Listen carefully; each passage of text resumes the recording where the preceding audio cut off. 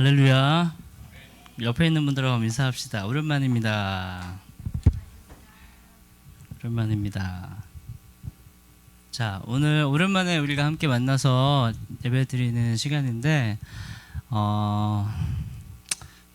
반갑습니다. 오늘 본문 말씀 한번 볼까요? 베드로전서 5장 8절부터 9절까지 한번 읽어보겠습니다. 시작.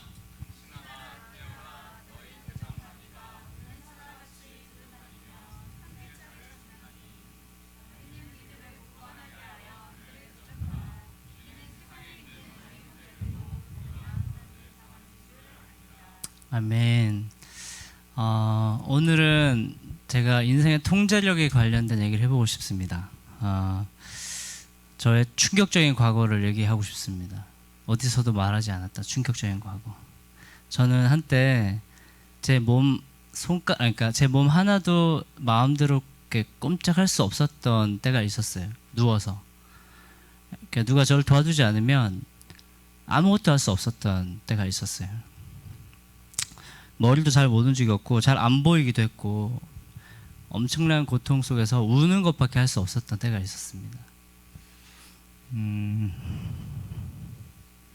물도 스스로 마실 수가 없어서 누가 먹여주지 않으면 물 못 먹어서 너무 고통스러운 그런 시간들이 있었고요. 먹지도 못했고, 그러니까 제 몸을 제 스스로 통제할 수 없었던 때가 있었어요, 사실은. 근데 저만 그런 게 아니에요. 여러분들도 다 있었어요. 기억 안 나시는 거 아니에요? 언제인 줄 아시죠? 언제예요? 태어났을 때죠, 그죠? 하나님께서 사람을 처음에 창조하셨을 때 다른 동물의 왕국 좋아하거든요.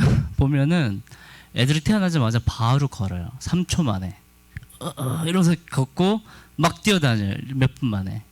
그건 아마도 야생에서 맹수들의 공격 때문에 어쩔 수 없이 하나님께서 그렇게 시스템 하신 것 같아요. 근데 사람은 제가 애가 셋이 있지 않습니까?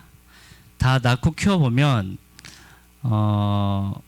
태어나면 안 보여요. 아무것도 안 보여요.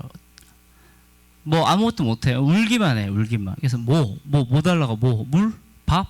똥? 이제 이 세 가지 중에 하나인데 이제 그 맞춰서 이제 애들의 필요를 채우는데, 아무튼 그런 연약한 시절을 우리가 다 함께 겪습니다.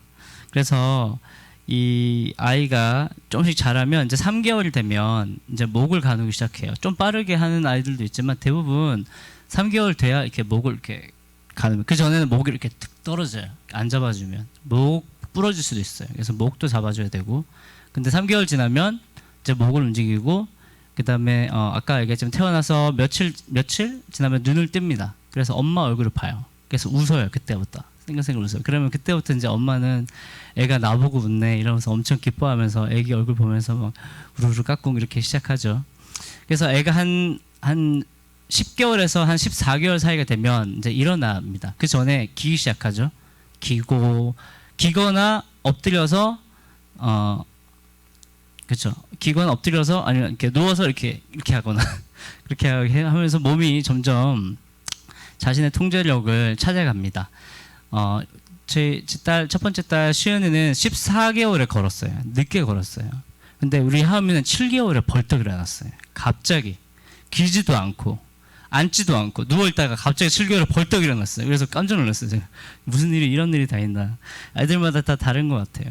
아무튼 우리 몸에 대한 통제력을 우리 갖지 못한 상태에서 태어난다는 거죠. 우리는 없어요, 통제력이. 근데 우리 인생은 점점 우리 몸에 대한 통제력을 향해서 나아가고 있어요. 그게 시스템되어 있어요. 기적 같은 일들이 일어나는 거죠. 그리고 이제 말을 배우는 과정도 3살? 4살 뭐 돼도 정확하게 말을 못해요. 발음도 이상하고 어려워요. 그래서 그 애가 정확하게 엄마가 하는 말을 알아듣고 반응하고 물 가져와 시켜 먹을 때까지 몇 년이 걸리는 줄 아세요? 어마어마하게 긴 시간이 걸립니다. 그 시간을 부모는 참고 기다립니다. 그 모든 과정에서 부모가 내가 몇 년을 너를 먹고 재워줬는데 이거밖에 못해? 더 이상 기다릴 수 없어. 빨리 해! 라고 하는 부모는 없어요. 하나하나 이렇게 해나가는 거 보면서 기뻐하는 게 부모의 심정인 것 같아요. 이처럼 사람은 갓난아이부터 태어난 순간부터 자신의 몸에 대한 통제력을 추구함을 시작으로 자기 인생에 대한 통제력을 가지기 위해서 이제 확장되어져 가는 게 우리 인생입니다. 청소년기에 접어들면 이제 우리가 제일 많이 부딪히죠. 부모님하고 많이 부딪히죠, 그죠? 내 자아가 크고 내가 옳다라고 생각하고 내가 하고 싶은 게 있는데 부모님이 안 돼라고 할 때 이제 내 몸에 대한 통제력을 내가 다 가지고 있어요. 이제 내 인생에 대한 통제력을 확장을 가는데 걸림돌이 생기는 거예요. 부모님과 마찰이 일어나는 거죠. 그 모든 외부 세계와의 마찰을 통해서 이제 자신의 정체성을 형성해 나가고, 그 다음에 내가 외부를 통제하려는 힘과 외부가 나를 통제하려고 하는 힘의 이제 이 마찰의 시기가 이제 일어납니다. 그러면서 이제 우리는 상처와 두려움을 알게 돼요. 내 뜻대로 안 되는구나. 내가 원하는 대로 안 되는구나 라는 걸 알게 되면서 좌절도 하게 되고, 또 그 과정에서 상처도 받게 되고, 또 그 과정에서 높은 자존감이나 낮은 자존감을 우리가 갖기도 합니다. 이제 이 과도기가 지나면 이제 여러분들의 나이가 되면 이제 안정기에 접어들어요. 안정기에 접어들어서 이제 세상도 알고 부모님의 성향도 알고 내 성향도 알아요. 그래서 적당한 선에서 통제력을 확장시키려고 하지 않고 이제 그 타협점을 찾는 거죠. 타협점을 찾아서 이제 안 보일 때 하거나 모를 때 하거나 그렇게 하면서 통제력이 계속적으로 확장되어져 가는 걸 추구하고 있지만 이제 사람들과 부딪히는 부분들을 최소화하는 지혜로움을 배우게 됩니다. 그런데 문제는 뭐냐면 이때부터 시작돼요. 이제 내 몸에 대한 통제력도 내가 가지게 되고 내 인생에 대한 통제력도 내가 가진 것 같아요. 그래서 내 인생에 대한 계획을 세워요. 뭐 공부나 뭐 직장이나 뭐 유학이나 뭐 여러 가지 면에서 내 인생 계획을 세워요. 근데 내 인생의 통제력을 내가 가지고 가려고 할 때 내가 내 인생 통제력을 가지지 못하게 되는 사건들이 발생하기 시작한다는 거예요, 인생에. 우리 주변을 살펴봅시다. 문제가 없는 사람이 없어요. 제가 이제 지금 요즘에 우리 성도님들과 함께 신방 기간을 다니고 있지만 가정에 가서 한 번씩 얘기 들어보고 지난 시절부터 지금 그리고 자녀들의 얘기 들어보면 정말 문제가 없고 통제력을 잃어버렸던 문제를 겪지 않았던 사람이 한 명도 없다는 걸 알게 돼요. 어떻게 모든 사람이 이렇게 어려움을 겪을 수 있을까 싶을 정도예요. 정말 깝깝한 마음이 들더라고요. 왜 우리 인생에 이렇게 통제력을 잃어버리는 사건들이 일어나는 것일까에 대한 얘기를 하고 싶어요. 우리에게는 우리 인생을 제대로 된 통제력을 가지고 온전하게 살아가려고 하는 우리 자신의 의지와 반대로 그 통제력을 빼앗아가려고 하는 존재가 있다는 걸 우리가 알지 못하고 살 때가 있어요. 그러니까 우리는 게임을 하고 있는 거예요. 경기를 하는 거예요. 경기는 항상 상대편이 있어요. 근데 우리는 잊어버려요. 이 인생에 상대편이 있다는 사실을 잊어버려요. 그러니까 이겨야 되는 게임을 하고 있다라고 하는, 우리는 지금 선수, 필드에 나와 있는 선수라고 하는 걸 잊어버린다니까요. 그렇기 때문에 상대편이 나를 계속 넘어뜨리려고 하고 태클을 걸고 내 통제력을, 게임 통제력이죠. 게임 장악력이라고 그랬잖아요. 축구를 해도 볼 장악력을 퍼센티지로 알려주잖아요. 그 게임의 장악력을 계속 빼앗아가도록, 통제력을 계속 빼앗아가도록 하는 상대편이 있다라고 하는 사실을 우리가 모르고 산다라는 거예요. 그러니까 아무 대비하지 않고 아무 준비하지 않고 이렇게 하면 되겠지 하고 공격하고 들어가는데 태클이 들어오는 거예요. 그래서 뭐야 갑자기 왜 내 삶에 이런 일이 일어나지? 왜 갑자기 내 삶의 통제력을 누가 없애는 거야? 저 사람이야? 우리 부모님이야? 누구야? 내 능력이 부족함이야? 이런 식으로 상대방을 제대로 보지 못하는 경우가 많다라는 거예요. 제가 계속적으로 여러분에게 얘기하는 건 우리 인생에서 우리 인생이 망가지고 방구석에 앉아가지고 아유 안 돼, 내 인생 끝났어, 그냥 대충 살다 죽을래 라고 만들고 싶어하는 한 존재가 우리의 삶에서 계속 우리를 노려보고 있는 존재가 있다라고 하는 것에 대해서 제가 얘기를 하는 거예요. 그렇지 않으면 우리 삶에서 일어나는 일들이 설명이 안 되는 게 너무 많아요. 사랑의 하나님이 우리의 삶을 100% 통제하고 계세요. 하지만 우리는 게임 중에 있어요. 경기 중에 있다고요. 경기 중에 있으면은 심판은 법대로 경기를 진행할 수밖에 없어요. 그 법 안에서 공격이 들어오고 통제력이 왔다 갔다 하는 사실에 대해서 하나님께서 그 법대로 지켜볼 수밖에 없는 과정 가운데 있기도 하다는 거죠. 근데 우리는 어떤 일이 일어나면 하나님 왜 이랬어요? 나한테 왜 나한테 이래요? 이렇게 말한다는 거예요. 내가 게임을 잘 풀어가지 못하고 내가 내 통제력을 잘 지키지 못하고 내 방식이 뭔가 문제가 있다는 것을 잘 알지 못하기 때문에 그 마치 게임을 하다 심판에게 막 욕하는 선수와 같은 거예요. 내 실력의 부족함을 탓하기보다는 우리의 가장 높은 조상 아담도 그래요. 아담도 자신의 삶에서 큰 통제력을 가지고 살고 있었어요. 근데 자신의 삶을 통제력을 잃어버리게 만든 순간이 있는데 스스로 넘어진 게 아니에요. 여러분도 아시잖아요. 누군가가 아담의 삶을 넘어뜨리고 싶어서 막 견딜 수 없는 그 악한 마음을 품은 자가 있다라는 사실을 성경은 알려주고 있다라는 거예요.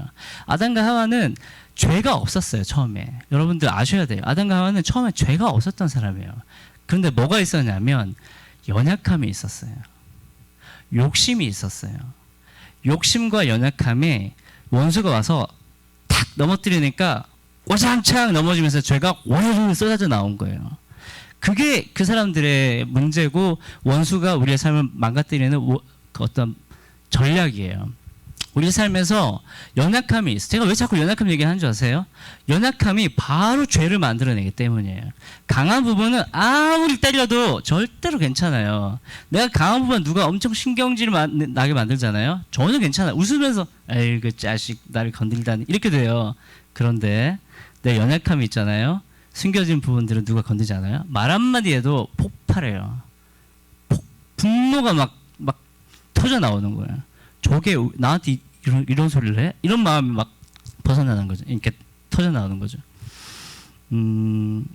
우리 처음 조상 아담과 하와는 죄인은 아니지만 연약함이 있었던 사람이었고 유혹을 하면 걸려 넘어지는 사람이었다는 거죠. 그래서 그 악한 자가 다가와서 아담과 하와를 쫙 보니까 이들 안에 욕심이 있고 불만이 있고 연약함이 있어요. 그거를 건드리는 거예요.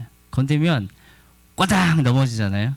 그럼 그 죄가 확 나오잖아요. 하나님께 대한 원망이 나오잖아요. 하나님 왜 나를 이렇게 넘어지게 만들었어요? 왜 동상 중앙에 보기 좋은 나무를 만들었어요? 맛없게 만들지. 이런 이상한 원망들이 막 나오는 거예요. 뭐 나무 못 먹게 하지 왜 이렇게 먹게 만들어가지고 나 넘어지게 만들었지? 이런 원망들을 갖게 만든다는 거예요. 그러면 그 원망과 불신이 뭐가 되죠? 하나님을 향한 죄가 돼요. 그럼 죄가 탁 나오잖아요. 그러면은 이 원수가 어떻게 하는 줄 아세요? 죄를 딱 잡고 하나님께 가요. 하나님, 쟤도 죄인이에요. 쟤를 죽여주세요. 심판하세요. 바로 그렇게 변하는 거예요. 처음에는 우리에게 와서 유혹해요. 죄 괜찮아. 뭐 어때? 하나님 착하신 분이야. 먹어도 돼. 해도 돼. 뭐 어때? 유혹을 하고 꽈당 넘어지면 갑자기 표정 바꾸면서 죄를 가지고 하나님께서 고발한다니까요. 성경에서 이 원수의 이름을 하나로 얘기하고 있어요. 사타나.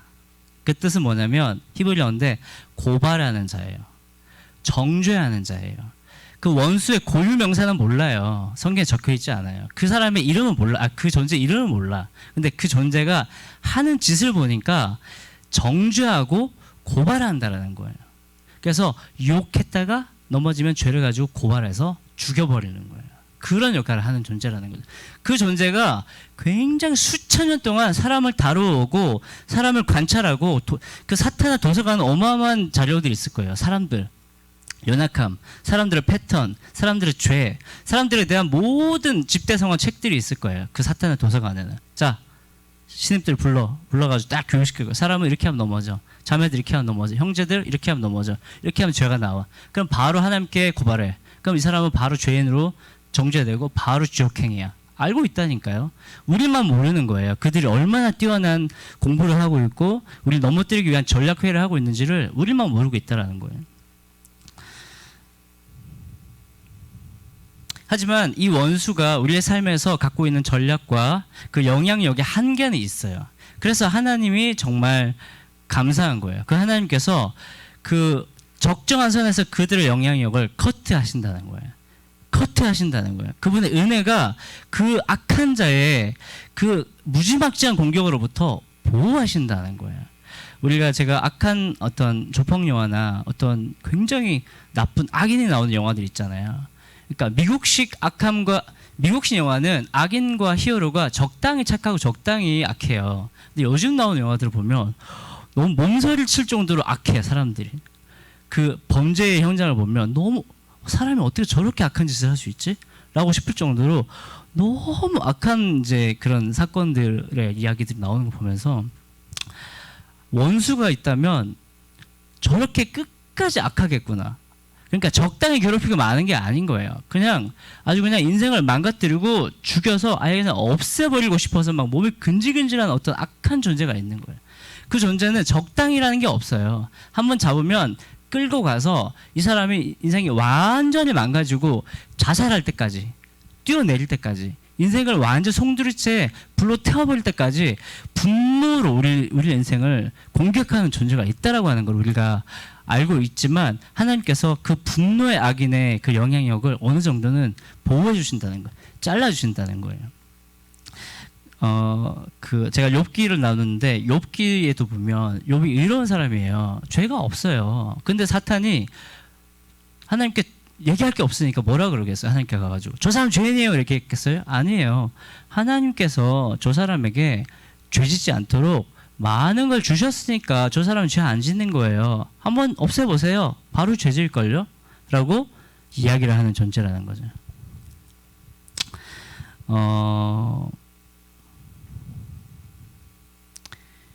욥은 제가 지난번에 한번 얘기했지만 욥은 그 사탄이 그 외적 구조를 쳤을 때 돈과 그다음에 자기의 자녀들과 그리고 자기의 건강 외적 구조를 쳤을 때 욥이 처음에 입술로 범죄하지 않았던 사람이에요. 되게 외적 구조를 쳐도 내적인 건강을 갖고 있었던 사람이에요. 근데 뭐 때문에 넘어졌다 그때 얘기했죠? 누구 때문이라고 얘기했죠? 그죠? 평생 사랑하고 같이 동력했던 여자 와이프와 평생 나 영적 동역자였던 내 친구들, 그들이 와서 나에게 너 죄 때문에 이런 일 당한 거야 라고 했을 때 마음이 무너지는 거예요. 그 사람 내적 구조가 너무 무너졌던 거예요.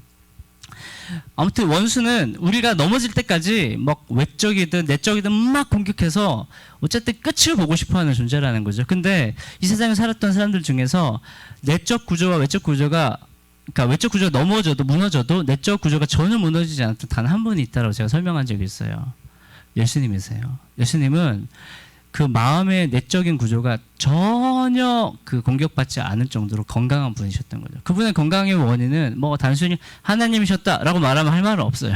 하지만 그분의 인생에서 하나님과 깊이 교제하고 새벽마다 하나님 앞에 나가고 하나님 말씀을 늘 들으면서 자신의 내면을 건강하게 만들어 가셨고, 그 다음에 그 연약함, 죄로 인하여 넘어질 수 있는 연약함이 없었던 하나님이셨기 때문에 그런 부분들이 있지만, 어쨌든 우리는 예수님의 그 강건함, 예수님의 그 죄로 인하여서 넘어지지 아니하고 원수에게 정죄되지 않는 그 깨끗한 내면을 가지도록 우리는 예수님을 닮는 것으로 부르심 받았다라고 하는 것은 분명히 의미가 있습니다.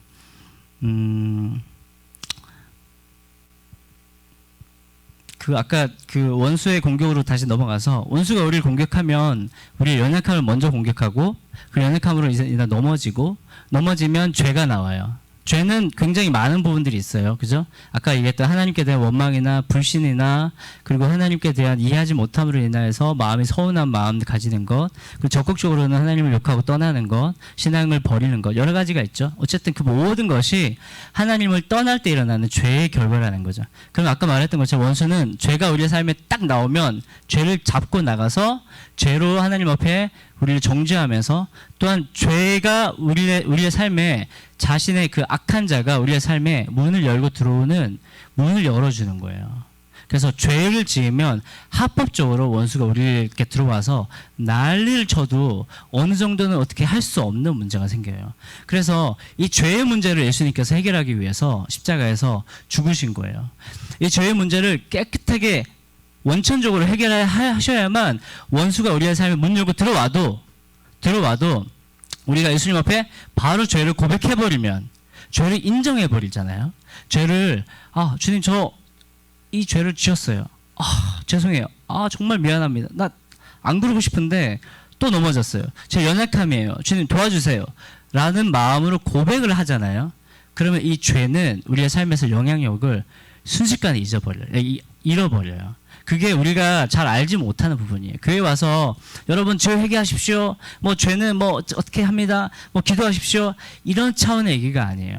실제적으로 내 삶을 통제하려고 빼앗아가려고 하는 원수가 문을 열고 내 삶에 들어오는데 그 문을 활짝 열어주는 게 뭐냐면 내 죄라니까요.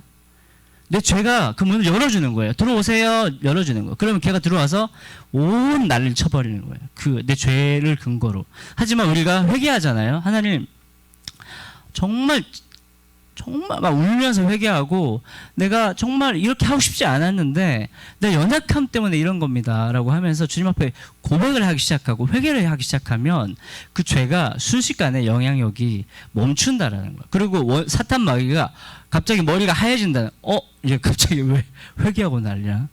회개를 하기 시작하면 그 죄가 예수님의 보혈의 권능으로 사라지기 때문에 실제적으로 내 삶에서 사탄이 손을 댈 수 있는 근거가 없어져 버리는 거예요. 그게 우리의 눈에는 보이지 않지만 놀라운 어떤 영적인 어떤 일들이 일어난다는 거죠. 그래서 우리의 죄는 사실 예수님께서 다 해결해 주셨어요. 여러분 헷갈리면 안 돼요. 내가 죄를 지었다고 내 죄가 뭐 나를 지옥에 끌고 간다 이런 차원의 얘기를 하는 게 아니에요. 우리는 내 죄를 예수님께서 용서하셨고 나를 하나님 자녀 삼아 주셨다라고 믿는 순간 우리의 과거의 죄, 내가 오늘 짓는 죄, 그리고 내일 내가 짓는 모든 죄까지 사실은 한 번에 해결됐어요. 그 죄에 대한 결과는 하나님의 진노잖아요. 그거는 예수님께서 완전히 해결하셨어요. 우리가 믿기만 하면. 그러나 내가 매일매일 짓는 죄 때문에 내 삶의 통제력을 빼앗아 가려고 하는 원수의 어떤 공격과 장난질을 우리가 받아들이게 된다니까요.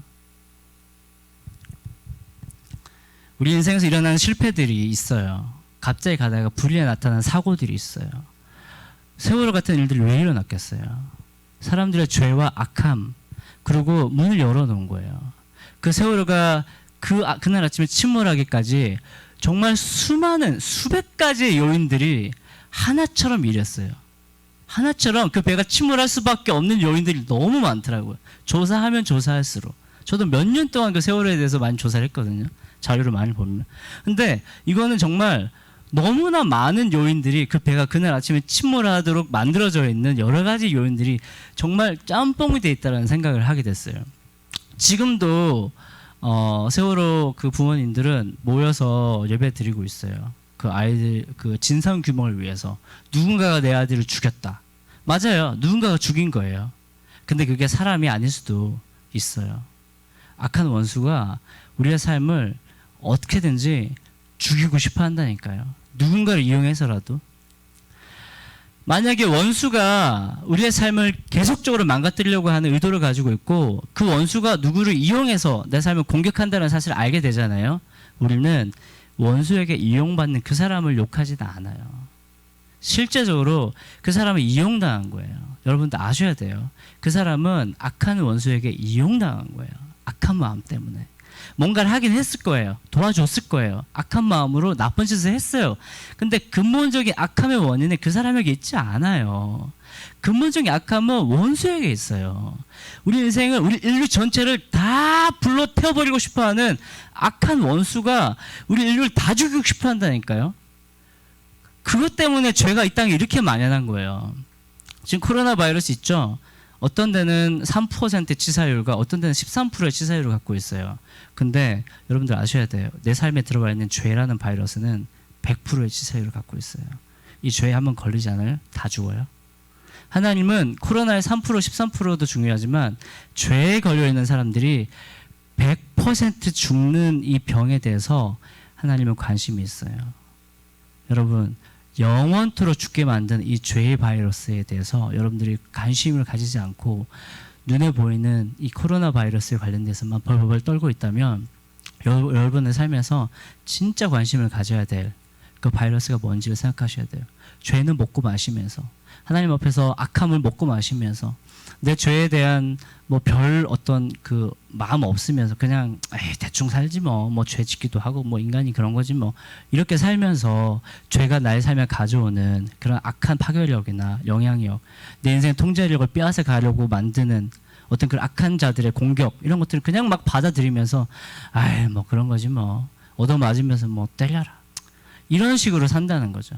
근데 그 모든 원인을 내가 짓고 있는 죄와 악함을 받아들이는 내 마음의 어떤 그런 연약함으로부터 시작할 수 있다는 걸 여러분들에게 설명하고 싶은 거예요.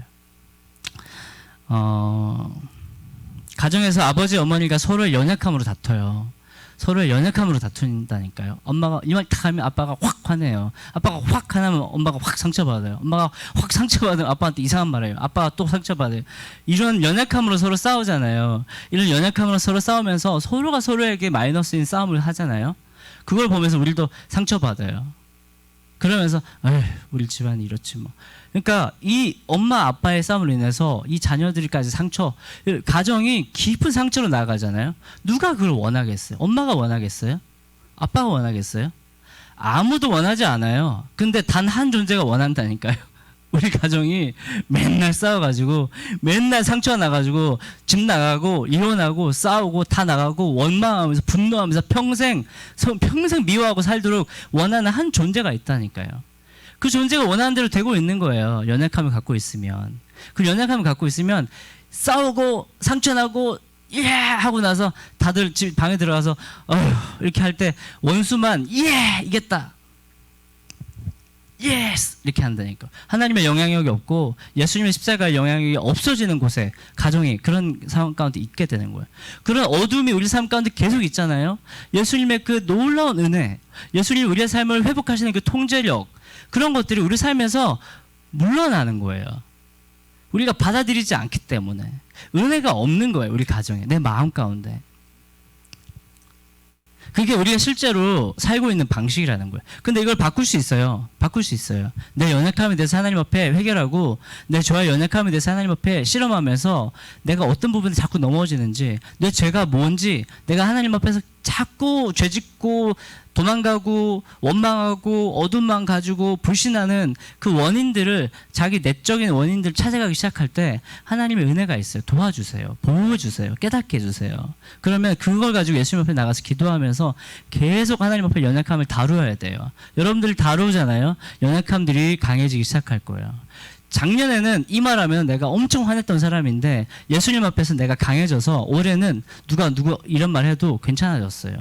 좀 마음이 평안해졌어요. 그냥 저 사람이 불쌍하게 느껴져요. 원수 마귀가 저 사람의 마음으로 나에게 충동질한다는 게 보여요. 그러면 그 사람 미워하지 않아요. 그 사람에게 화내지 않아요. 그 사람과 죽으라고 싸우지 않아요. 너 왜 그랬어? 너 나한테 미안하고 말해. 네가 나한테 말할 때까지 난 절대 너 용서하지 않을 거야. 라고 말하지 않아요. 그렇게 되면. 용서하게 돼요. 사랑하게 된다니까요. 우리의 삶의 통제력을 가져가려고 하는 원수가 계속적으로 그런 일을 일으킵니다. 불의의 교통사고로 일으켜요. 여러분들 조심하셔야 돼요. 하나님이 그런 일을 일으키는 게 아니에요. 원수가 우리의 삶을 망가뜨리고 싶어요. 우리의 교만함으로, 우리의 어떤 들뜬 마음으로, 우리가 뭔가 정신을 잠깐 놓고 있을 때 교통사고가 일어난다니까요. 갑작스럽게 몸이 망가져요. 외부적인 일들을 무너뜨리는 존재가 그 일들을 하는 거예요. 병이 생겨요.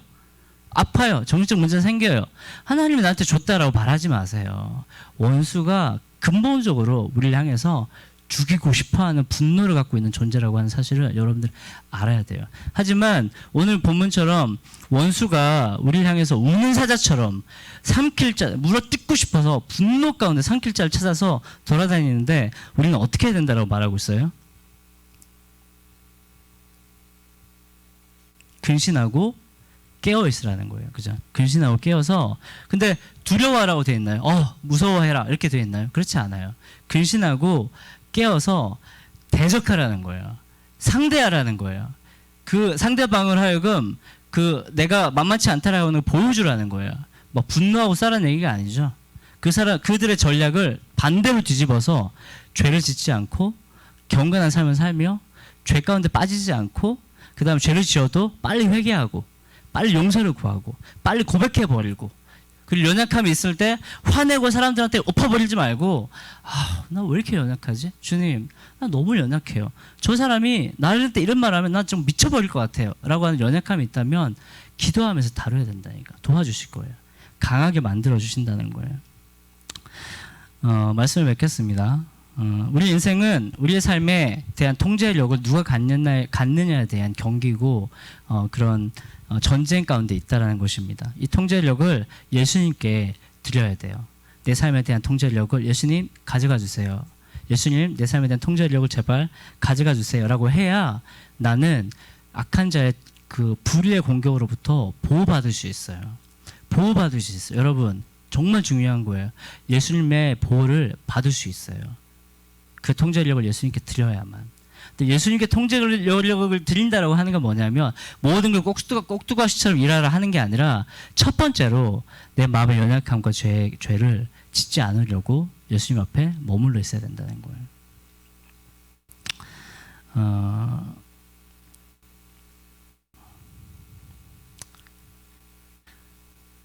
나를 공격하는 그 사람을 상대로 싸우지 마세요. 여러분 사람을 상대로 싸우지 마세요.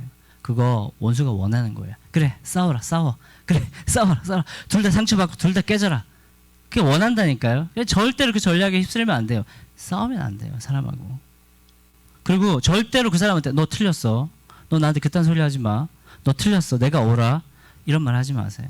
내 의를 드러내지 마세요. 원수는 스스로 의롭다라고 생각하는 사람한테 공격해요. 죄인이라고 생각하는 사람한테 꼼짝을 못해요. 원수는. 저 죄인 또 죄인이래. 답답해. 근데 의인이라고 말하잖아요. 하나님 나 옳아요. 제가 틀렸어요 라고 말하잖아요. 바로 공격이 시작돼요. 바로 공격 시작돼요. 나의 옳음을 증명하기 위해서 인생을 허비하지 마세요. 여러분 내가 옳다라고 하는 사실을 증명하려고 노력하지 마세요. 내가 옳다라고 하는 건 하나님이 알고 계세요. 뭐가 더 필요해요? 하나님 알고 계신데 마지막 날에 그래 네가 안 싸운 거 정말 잘했다. 내가 알고 있잖아. 싸우면 안 돼요. 옳음을 증명하기 위해서 인생을 허비하지 말라는 거예요. 진실을 알 때까지 잘못한 사람의 잘못을 시인해서 용서를 나한테 구할 때까지 난 절대 포기하지 않고 정의를 구현하겠어. 난 옳은 일을 하고야 말 거야. 그것에 인생을 허비하지 마세요. 그거 말고 예수님께서 나를 통해서 하시고자 하는 일에 인생을 사용하세요. 나를 공격하는 사람을 복수하려고 하는 일에 그들이 잘 되고 있으니까 꼴 보기 싫으니까 저들을 한번 망가뜨려야 되겠다 라고 하는 복수하는 일에 자신의 인생을 쓰지 말라는 거예요. 그런 고민조차 하지 마세요. 성경에 말하고 있어요. 하나님께서 원수는 내가 갚겠다. 절대로 스스로 원수를 갚지 마라. 왜 그러겠어요? 원수를 갚으려고 하는 순간 악한 자가 끼어든다니까요. 거기에 끼어들어서 다 망하게 만든다니까요. 다 잡아뜨린다니까요.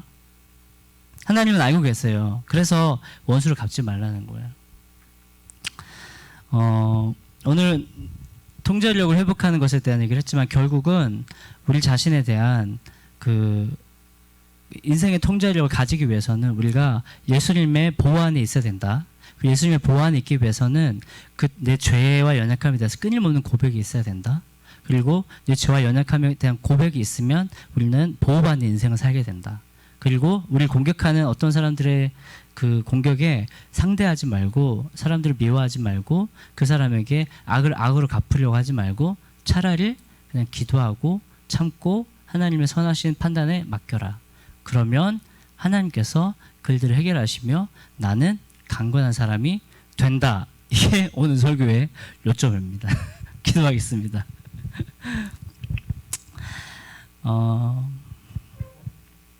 한 가지만 우리 함께 좀 기도했으면 좋겠어요. 함께 기도할 때는 먼저 우리가 회개해야 됩니다. 원수가 일단 꼼짝 못하게 만들어야 돼요. 우리의 마음을 가지고 장난치지 못하게 만들어야 돼요.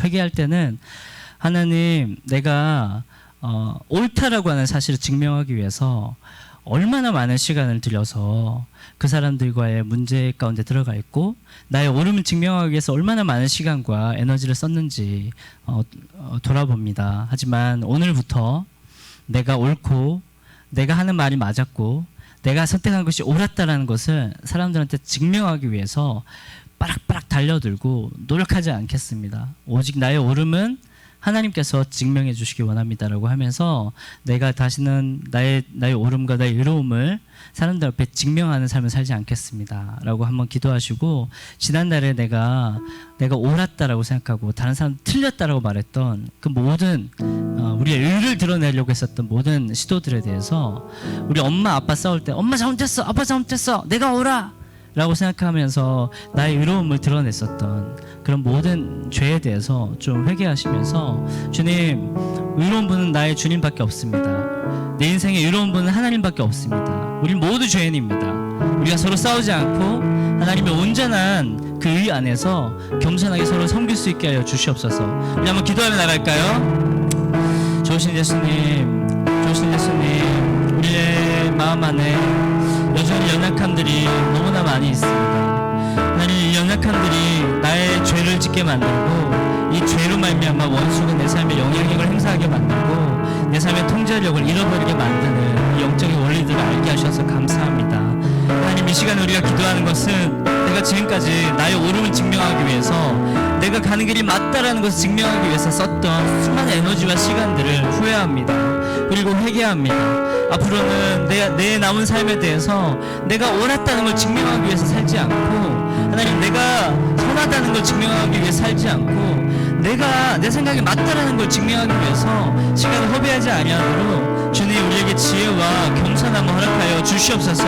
내가 옳다라고 말하는 순간 나의 마음가운데 교만이 들어오는 것이며 하나님의 의로움을 의지하지 아니하고 내가 옳다라고 말하는 순간, 내가 맞다라고 말하는 순간 하나님, 그 원수의 공격이 나의 삶으로 들어와서 내 삶의 통제력을 빼앗아가는 것인 것을 알게 하여 주시옵소서.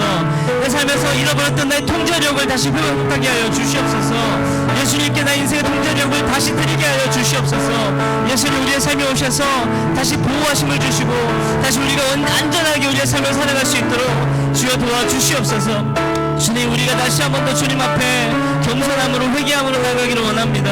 주님, 나의 마음에, 나의 입술에, 나의 모든 생각 가운데에 주님, 우리의 의로움을 증명하기 위한 삶을 살지 아니하도록 도와주시고, 주님, 우리의 삶에서 일어나는 불의의 사건들로 인하여서 우리의 삶의 통제력을 잃어버리지 아니하도록 주여 도와주시옵소서. 주여 도와주시옵소서. 주님, 우리 인생을 보호하여 주시옵소서. 악한 자의 공격으로부터 우리 보호하여 주시옵소서. 주님 도와주시옵소서. 주님 도와주시옵소서. 우리 한 번 더 기도할 때는 원수의 모든 공격을 단번에 해체하는 방법은 바로 예수님의 십자가입니다. 십자가는 바로 권리 포기의 정신이며 자신의 욕심을 죽기까지 내려놓고 하나님의 뜻에 순종해버린 그 원수를 공격할 수 있는 유일한 하나의 무기인 것이죠. 그렇기 때문에 우리가 원수에 대한 공격이 너무 많고 내 삶에 문제가 너무 많고 시달림이 너무 많고 죄가 너무 많으면 십자가를 선포해야 됩니다. 예수님의 십자가가 내 삶 가운데 충만하게 하여 주시옵소서. 원수를 밟아 머리 깨버리는 그 십자가의 능력을 내 삶 가운데 흘려보내어 주시옵소서. 내 힘으로는 안 됩니다. 내 능력으로는 안 됩니다. 내 경건으로는 매일 넘어집니다. 하지만 예수님의 십자가의 권능이 원수의 머리를 깰 것을 믿습니다라고 좀 기도하면서 십자가의 권능을 좀 구하며 기도하겠습니다. 오 예수님, 오 예수님, 오 예수님, 주님의 권능의 십자가의 능력 우리 가운데 올라오게 하여 주시옵소서. 주님, 나의 힘으로는 안 됩니다. 나의 계획으로는 안 됩니다. 내 삶의 통제력이 아무리 계획을 세워도 아무리 우리가 능력을 많이 가지고 있어도 내 삶의 내가 원하는 방향으로 흘러가지 않습니다. 그렇기 때문에 예수님의 십자가의 은혜를 요청합니다.